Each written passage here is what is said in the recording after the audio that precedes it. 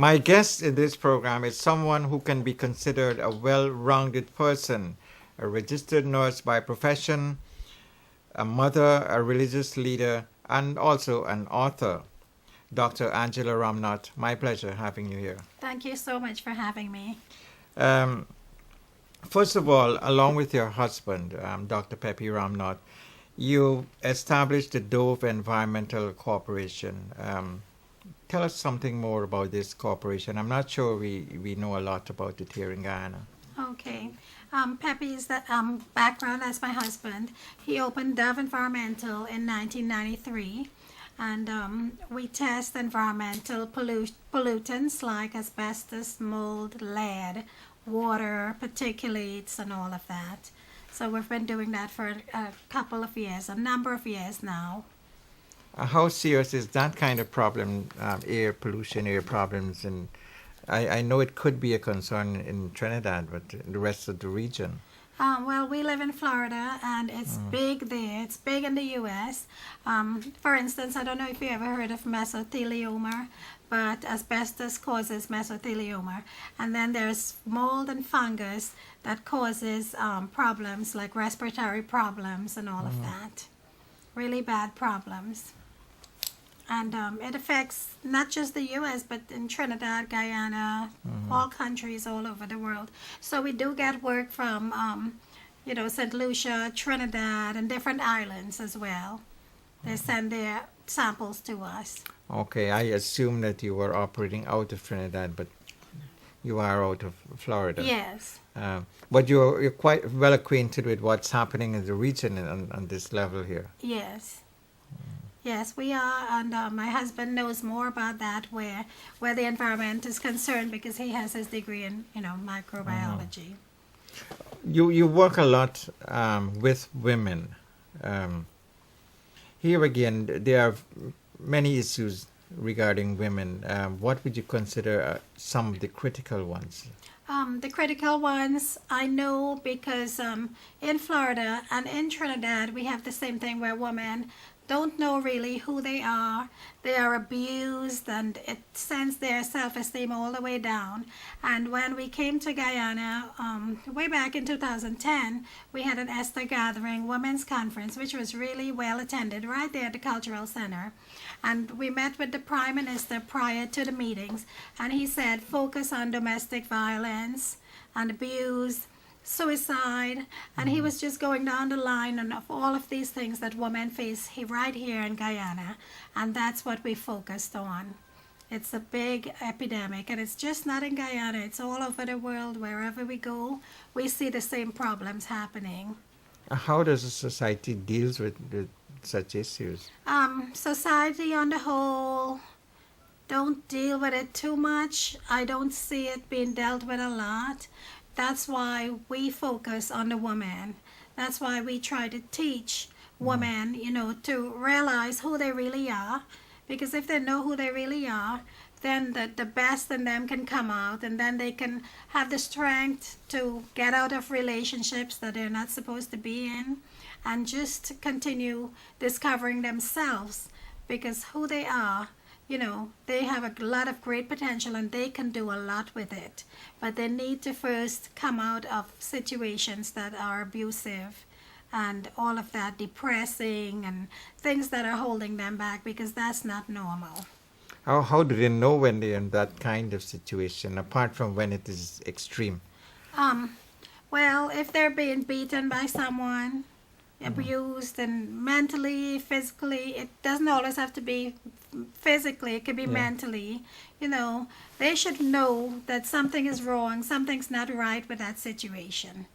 And once they, realize it, or even their friends should be the ones pointing out to them, well, you do have a problem.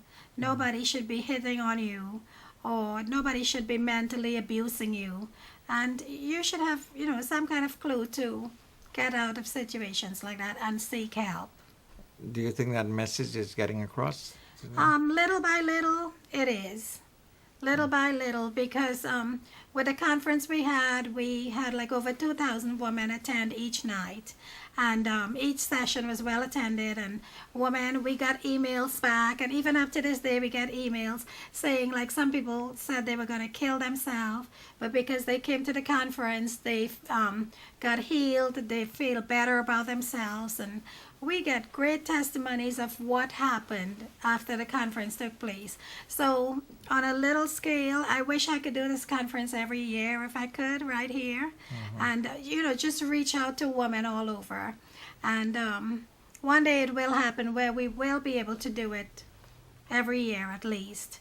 But we reach out even by emails and my book that I wrote, and little things like that for now. And I know the churches around do have programs helping women as well, so I'm very happy about that. Churches reaching out to people. I don't know what you have in the country other than the churches. I don't know what programs you have and all of that. There are several programs, even at the governmental level, to deal with issues of domestic violence and generally women's issue. Yes. But we're talking mainly about women. Is it mainly about women that brings about this kind of issue? Yes, there are men too, but it's not on a great level like women. And teenagers as well, young girls especially too.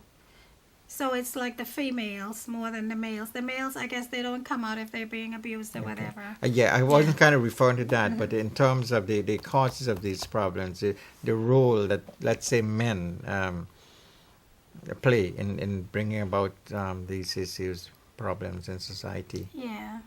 The men really do need help. They do, and they need, to be taught how to treat women, how to treat the female race. And even the men have to start by loving themselves and liking themselves. And I noticed they say a lot of people drink. And at first I said, well, in Guyana, rum is very cheap. It is, I could tell you. So it encourages people to drink a lot. But, besides that, men need to realize who they are and love themselves. And once you love yourself, you would not be abusing other people. God's creation. You would not be doing it. Is it a cultural thing for people to behave in this kind of way? Yes. Very much so, because in Trinidad, even in Florida, different cultures abuse, and they do it in different ways, but it's all there in the entire human race. Wherever you go in this world, you see the same abuse. But now in the U.S., most women don't take it. They divorce or get away from the situation quickly. But I noticed in the Caribbean countries, and even in Trinidad again and here, They stay longer. They stay longer, and some of them end up dying lose their lives because of it. Yeah, that's the extreme I was talking about. But I have listened and I've heard some discussions where some people would say that maybe not all cases, but women themselves have brought on these things based on their behavior and their disposition. Do you share that view? Well, some women do behave, differently, but still, no matter how a woman behaves, it doesn't give someone a right to hit her or abuse. No matter how they behave, they don't have the right, because they are still made in the image of God. They are still, beautiful creatures, and they should not be treated in any way different because of their behavior.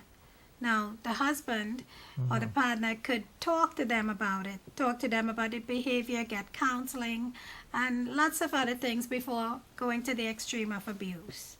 So I would not say that it's At they a bring it minimum, upon you need at themselves. least one of them to be mature. Yes. Yeah. Yes. And we can extend the discussion to issues of child abuse. How is that viewed across the region? That is becoming more and more to the surface. Yes. Child abuse is just as bad, if not worse. They say that the most abused people on earth are children and older people, because they can't really take care of themselves. They can't really go to the authorities. They can't really, talk to people about it. Some people can't even verbalize it. And they're abused more than anything else. And it's a really sad thing. And we need to have our eyes, especially like in the schools. If the teachers notice that the kids have bruises and all that, or the kids make remarks or say something, they need to pick up on it at once and report it to social services and go from there, because kids don't usually talk, or they're afraid to say something. So, we need, as older people, as adults, need to look for those signs in children too. Do you think our society is geared for that kind of approach? Well, I know Both in terms of legislation, practices, the way we see things, and the way we go about our normal lives. Well, there's not enough training, I think, because everybody should be taught to look out for those things. And like I say, even in the schools, the teachers should be taught to look out for a child being abused, look out for the signs of it, and do something about it. So everybody should have their eyes open. Even like, if I see somebody beating a child in public, I will call the police. If I know my neighbor is abusing his child, I will call the police. I don't wait. So if everybody would become proactive like that and do something about it, then there'll be less children being abused. So you see a need for more public education, more yes, public education, intervention, in whatever way that they can to get the authorities involved. I know, Angela, that you have a heavy background in religion. The role of religion in all of this here. How do you see it? Well, it all ties into God, because, in abusive situations where people's hearts are just broken in two, and broken in pieces, the only one who can mend a broken heart, the only one who can really bring you back together, because when there's hurt, when there's abuse, there are scars, so many things from abuse and suffering. The only one who can really bring you all back together in one piece and you can be normal again is the Lord.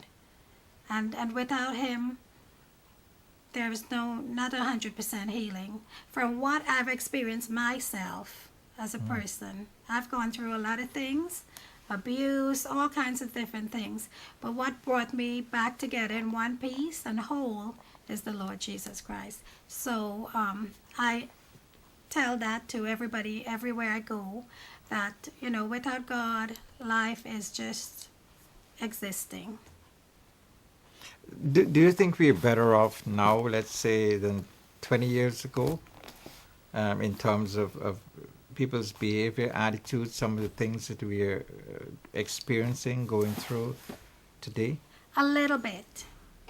We have come just a little way, and because, for instance, as children we are abused, but our parents never took precautions to see who we were going out with or who was taking care of us when they would go out. But now I find myself, if I was going out, I would not leave my kids with people I don't know. I would not just send them out anywhere and be free like how our parents used to be. We have a better eye on our kids now, and not just our kids, but the kids around in the church, in school, wherever. I would, tell the parents, just be careful and don't send your kids with this and the one and that one. So we have learned, and I hope that all the parents, and I've seen even in church that some parents are very protective, and I am happy when I see that, because you have to be overprotective in these times. And with the bad company and all of that, you need to see it and cut it out at once. I think you were speaking from a personal experience there, but a lot of people would say that what is happening out there, especially with the young people, the influences that they are exposed to, is not something good for society, and we're heading down a road which they're very fearful. Yes, and I experienced that with my own kids as well. Well, even when I was growing up, my father would keep us away from certain company, and I would be mad and upset and say, why can't I go out with this person? Why couldn't I go with my friends to a party and all that? But now I realize that all of them, their lives ended in disaster. So now, when my kids were growing up, I did the same thing, and I tried to curb them from friends and all that. Now sometimes they didn't listen, and then they ended up with wrong company. So we have to put our feet down and stop them from the time they're little. And if all parents would train up their children, in that manner, then the kids would grow up in a better state than how they are now, because it's really, really bad out there, because half the kids are doing drugs, are having sex, into prostitution, all kinds of terrible things that's happening out there with our kids, our little kids. And parents don't know what their children do, and some parents don't believe. If they hear it, Some if someone simply tells don't them, care. they don't care, or they don't believe that it could happen. And they just ignore it. And some of the influences you see that might be responsible for this type of attitudes and behavior. We can talk about the music that is out there, even shows on television, that sort of thing. Yes, those shows, while flipping through the channels, and we see certain things that I said, oh my gosh, I hope my kids don't see this. And then the music, there is cursing in some of the music, which is, amazing that the stations would allow those things to be aired for the kids.